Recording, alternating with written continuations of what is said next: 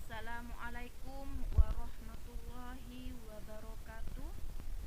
Bapak Ibu, perkenalkan nama saya Novi Mutiasulusi, CGP Angkatan 7, untuk memaparkan pemikiran filosofi Ki Hajar Dewantara tentang pendidikan.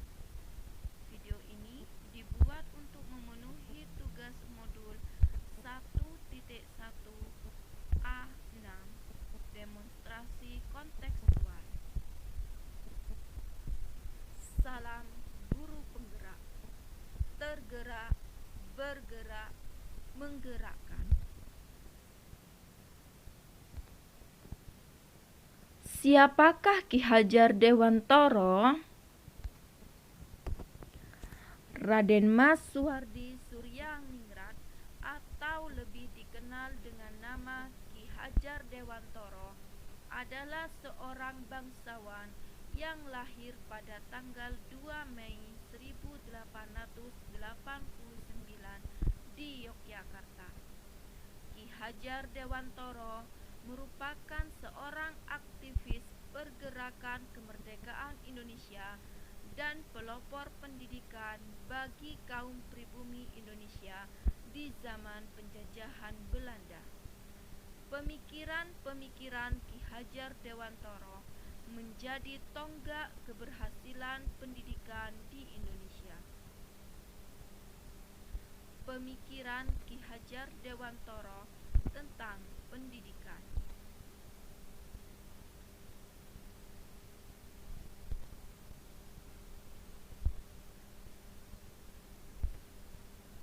Satu, pendidikan itu menuntun. Menurut Ki Hajar Dewantara menjelaskan bahwa tujuan pendidikan yaitu menuntun segala kodrat yang ada pada anak-anak agar mereka dapat mencapai keselamatan dan kebahagiaan yang setinggi-tingginya, baik sebagai manusia maupun sebagai anggota masyarakat. Oleh sebab itu, pendidik itu hanya dapat menuntun tumbuh atau hidupnya kekuatan kodrat yang ada pada anak-anak agar dapat memperbaiki lakunya, bukan dasarnya hidup dan tumbuhnya kekuatan kodrat anak.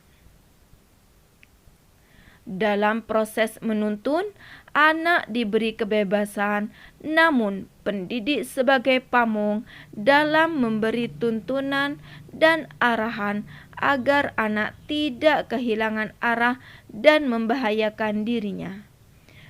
Seorang pamong dapat memberikan tuntunan agar anak dapat menemukan kemerdekaannya dalam belajar. Ki Hajar Dewantara mengibaratkan seperti seorang petani yang menanam padi. Jika padi tersebut dirawat dengan baik, diberi pupuk yang sesuai, pengairan yang cukup, maka padi tersebut akan tumbuh dengan subur. Akan tetapi, jika padi tersebut tidak dirawat, tidak diberi pupuk yang sesuai, maka padi tersebut tidak akan tumbuh dengan maksimal.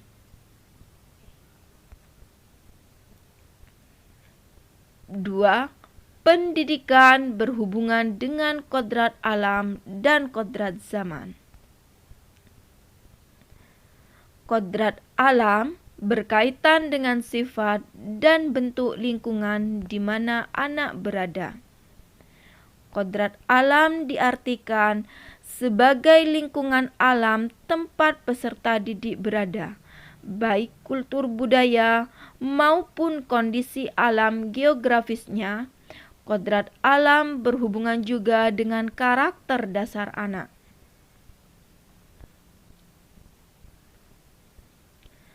Kodrat zaman berkaitan dengan isi dan irama. Ki Hajar Dewantara menegaskan bahwa didiklah anak-anak dengan cara yang sesuai dengan tuntutan alam dan zamannya. Artinya, cara belajar dan interaksi murid abad ke-21 tentu sangat berbeda dengan para murid di pertengahan akhir abad ke-20. Demikian pula dengan zaman yang terus berkembang dinamis mempengaruhi cara pendidik menuntun para murid. Kita sadar di era globalisasi ini, anak-anak tidak terlepas dari yang namanya teknologi. Kita tidak bisa mencegah karena kita sadar teknologi juga merupakan suatu kebutuhan. Akan tetapi, hadirnya teknologi jangan sampai membuat anak-anak dikuasai oleh teknologi. Akan tetapi, buatlah mereka untuk bisa menguasai teknologi. Contoh saja, gadget. Anak menjadi kecanduan bermain game melalui gadget. Mereka tidak bisa lepas dari gadget. Akan tetapi, ketika mereka mampu menguasai teknologi, mereka akan menggunakan gadget tersebut sebagai sumber belajar dan berkreativitas.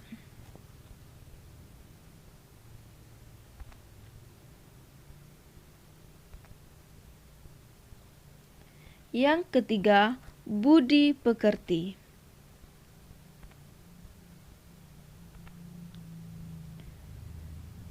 Budi pekerti terdiri dari dua kata, yaitu budi dan pekerti. Budi diantaranya adalah psikomotor, yaitu karya, kognitif, cipta, afektif, karsa. Sedangkan pekerti adalah jasmani.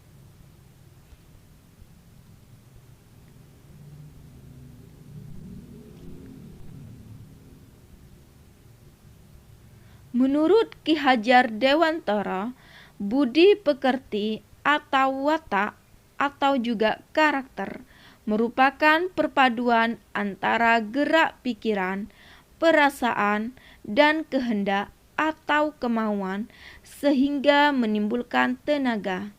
Budi pekerti juga dapat diartikan sebagai perpaduan antara cipta, karsa sehingga menghasilkan karya. Budi pekerti merupakan keselarasan hidup antara cipta, rasa, dan karya. Budi pekerti melatih anak untuk memiliki kesadaran diri yang utuh untuk menjadi dirinya dan kemerdekaan orang lain.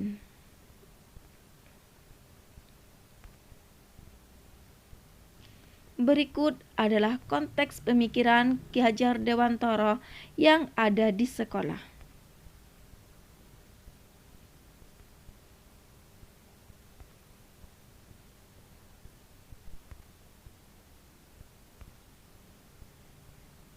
Yang pertama adalah literasi membaca.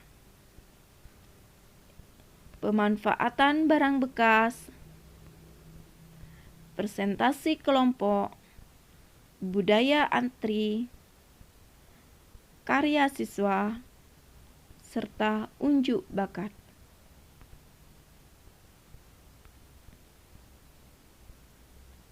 Diskusi kelompok,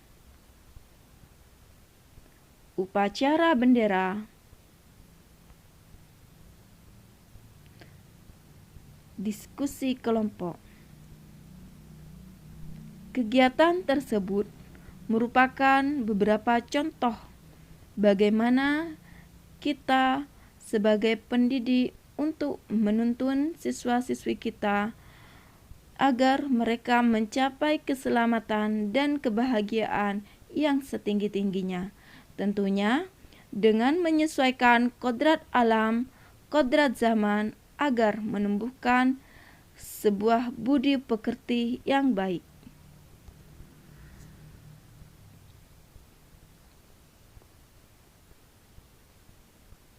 Terima kasih.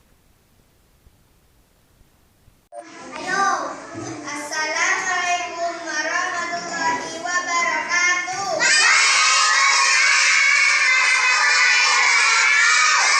Mari kita bermain dan belajar tangga satuan hanja. Kalian meminta angka berapa?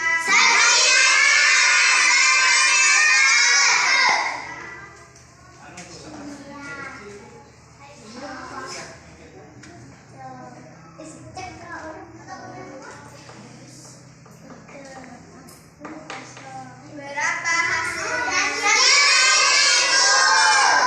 Ya, kita beri tepuk jempol.